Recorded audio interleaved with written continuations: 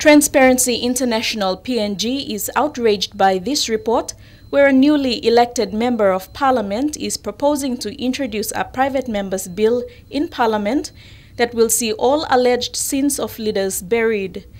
Henganofi MP Robert Atiyafa was reported saying that tribunals and commission of inquiries were a waste of money and resources. If what was reported in today's paper is correct, it would be a travesty of justice in Papua New Guinea. As one of my colleagues said a few minutes ago, let that man stand in front of all those people who lost families on that vessel that sank and say to them, we don't think we should do anything further. Let that person stand in front of the prisoners at Bamana and say, we think we should let all the leaders off, but you guys are going to stay in here. Mr. Stevens also said the youth population should be aware of corruption issues and not tolerate this. With this notion in mind, TIPNG's Youth Against Corruption Association launched a songwriting contest with the theme surrounding anti-corruption. The whole aim is to get young people to show their talents, to use their talents to the benefit of Papua New Guinea. We have incredible music talents in this country, and the thought was that a lot of the music talents can actually be used to put into messages that people adopt. Over 50 entries were received and screened by 4 judges, which included musician Alan Kedea, better known as AK-47, Emmanuel Narakobi, Ariane Kasman, and Daniel George. The judges were overwhelmed with the caliber of writing produced. Thank you. We were very surprised at the quality of writing, especially when we found out at the end how young the writers were. Majority of the top 3 are all actually in high school.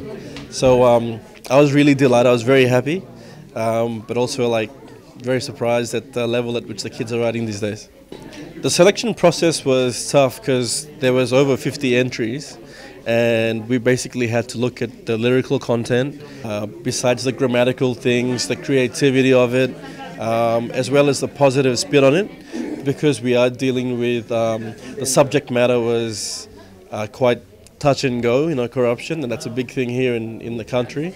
And because it's anti-corruption, it's very easy to get carried away in a negative sort of way. So we were really looking for positive. The winners were announced today. 3rd place was awarded to Brent Kafafi, a grade 11 student from Jubilee Secondary School, with his song titled It's Time. 2nd place was awarded to Lister Ubisa, a year 12 student from Jubilee Secondary School, with his song titled Why. The winner was Benali Tigali, a year 11 student also from Jubilee Secondary, with her song titled It's Time to Wake Up PNG. I had to think what I wanted to write about. It was really difficult because corruption, I've never written anything about corruption. So I decided first to I start with questions. In the first verse of my song, there are questions. These are questions people normally ask when they see poverty on the streets or people struggling to make ends meet. We always ask these questions like who's gonna help them, or why is it like this and like that. We're always waiting for someone to give a hand and someone to make things better, but without realizing that we can make a difference. We are that someone. For me, a good song is a song that makes people think. And the first verse had this really simple but question way of what's happening in our country, and then the chorus was the resolution to the question. The 2nd verse then outlined problems to what we're having in the country specifically, and then the chorus was the resolution again. So she was very clever in the way that she formatted and structured the song, and basically we were looking purely at the lyrical content of the song, and I think she stood out in terms of simplicity. She had that positive spin on it, and she had a structure that I think answered to the brief of what they were after. Benalin's winning entry will now be professionally produced by Fuzzy Wuzzy Vinyl Studio and released to the public on International Anti-Corruption Day on December 9th later this year.